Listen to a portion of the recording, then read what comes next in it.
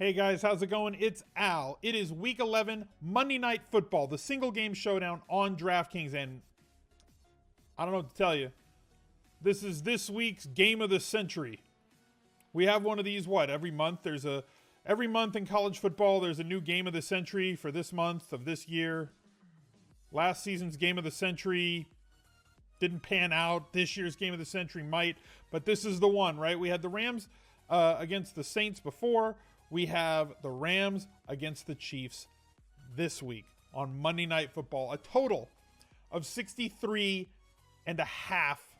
points. There is going to be offense for days in this one, we hope. I am hoping that this one lives up to the expectations because offensive football is so much fun to watch, especially on an island game. Nobody wants to watch punts and field goals. We want to watch big explosive runs. We want to watch downfield passes. We want to watch big plays being made on special teams and on defense.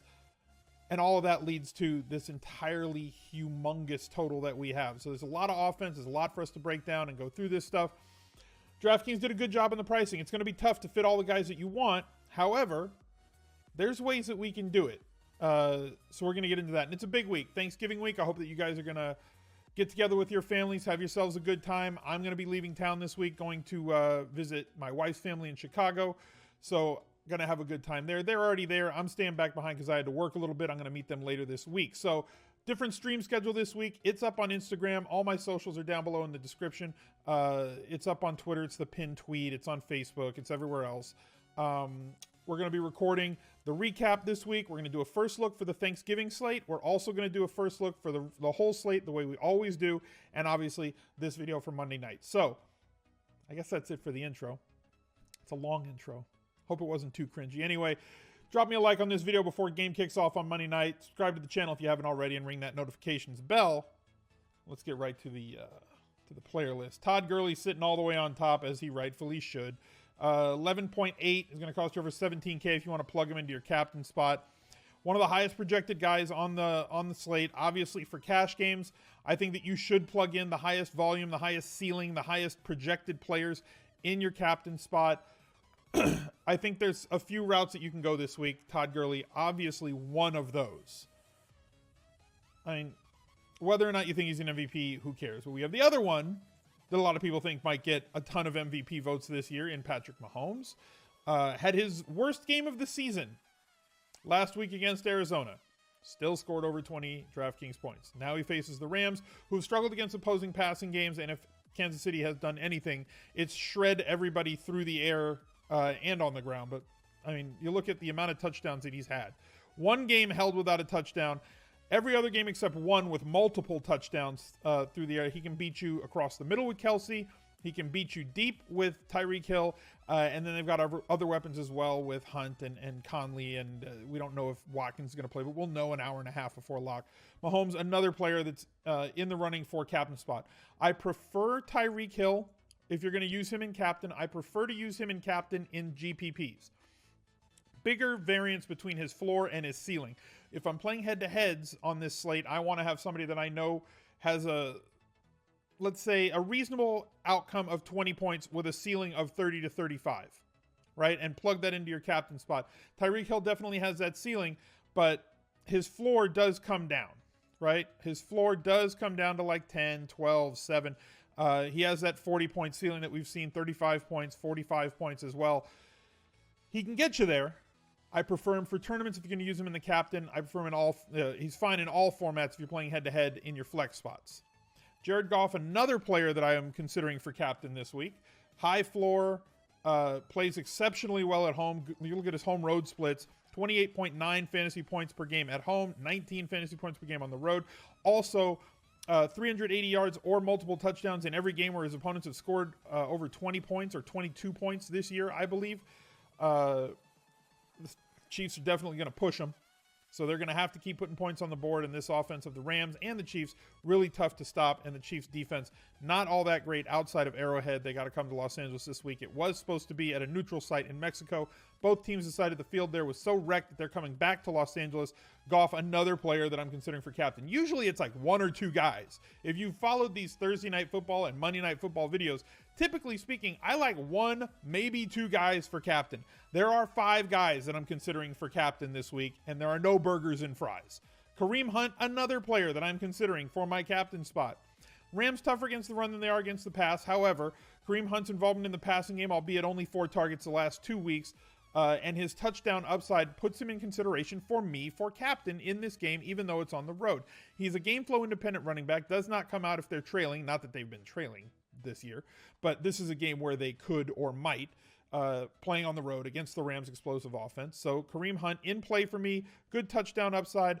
I like the involvement in the passing game projecting for this particular game on Monday night, so I don't mind him for captain. The final guy that I'm considering for captain is Travis KELCE.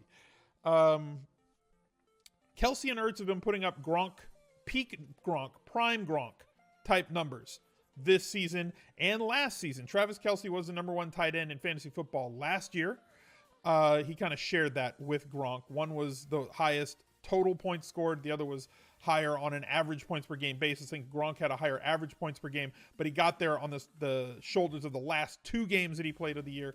KELCE was just steady throughout the entire season.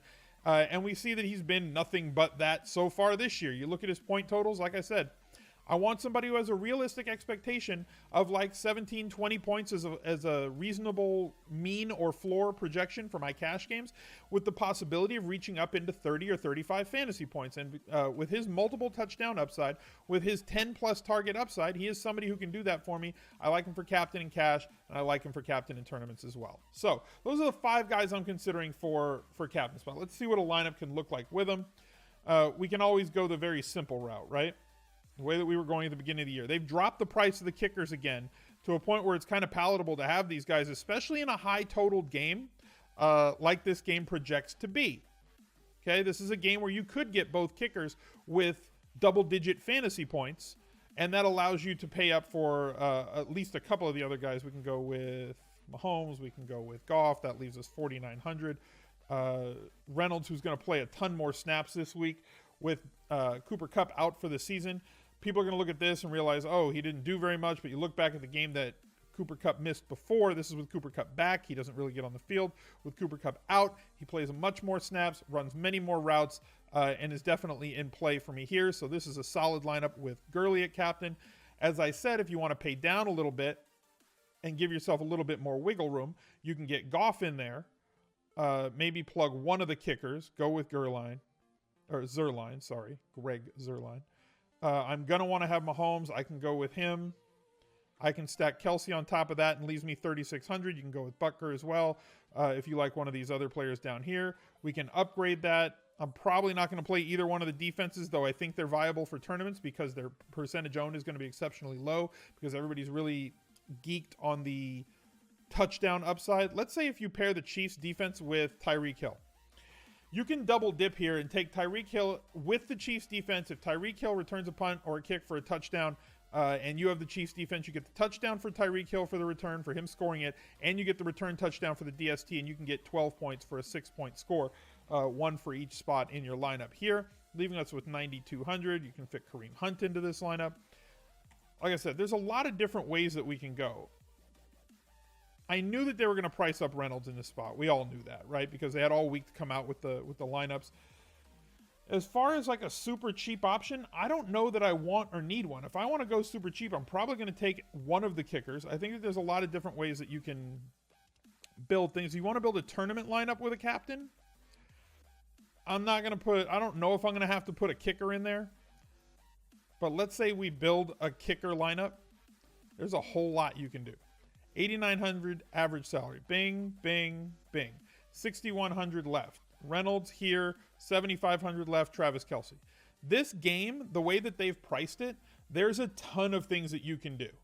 I love the pricing for this slate. I really like the way that they've kind of made it so building lineups isn't all that difficult this week, meaning that there's a lot of different combinations you can roll out there. If it's really tight, there's only 1 or 2 ways that you can go in cash, and you're more likely to have a ton of overlap. it's already going to have a lot of overlap because it's a single game showdown, because it's one game, because there are some very distinct plays, and because there's only 6 spots, right? So like there's already overlap built into the game's model. But when you put more players at play, because, you know, well, if I play this guy, then I can't play these 3.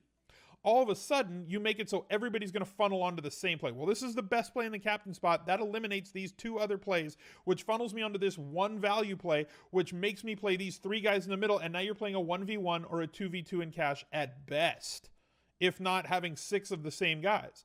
The way that they've done the pricing this week, I kind of feel that they've given you outs. They've given you ways that you can play this slate, whether it's for a small field league, whether it's a 3-man, a 5-man, a 10-man game, if you're playing like a 100-man, if you're playing a head-to-head, or if you're playing the massive multi-entry, the $1.5 million tournament for Thanksgiving week this week. Again, if you win that, you're probably going to split it with 100 or 200 or 300 people, right?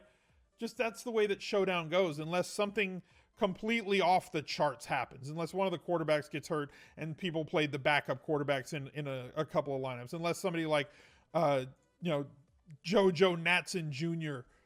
goes bonkers with like an 80 or a 90-yard touchdown and somebody rostered him and he's like 2% owned. Realistically speaking, if you're going to play this slate, you're going to split it if you win the whole thing. We've had people in our Discord win showdown slates and split them. They didn't have a problem with it. We had one last week. I split one of the showdown slates where I won that one. I think 180 people tied for that one. Like I'm saying to you guys every single week, play the showdown slates for fun. Take them casually. You're not playing as much volume as you're going to play on a Sunday full slate, 10-game, 11-game, 14-game slate on a Sunday because there's just not as many choices to be had. Play the games for fun. Enjoy it. Sit back. Watch a great football game. And tune into some of my other stuff that we got coming out this week. The Thanksgiving first look, the Week 12 first look, my recap of how everything went in Week 11. Have yourselves a good Thanksgiving. There's the subscribe button. Here's another video for you to check out. And I'll catch up to you guys later. Bye!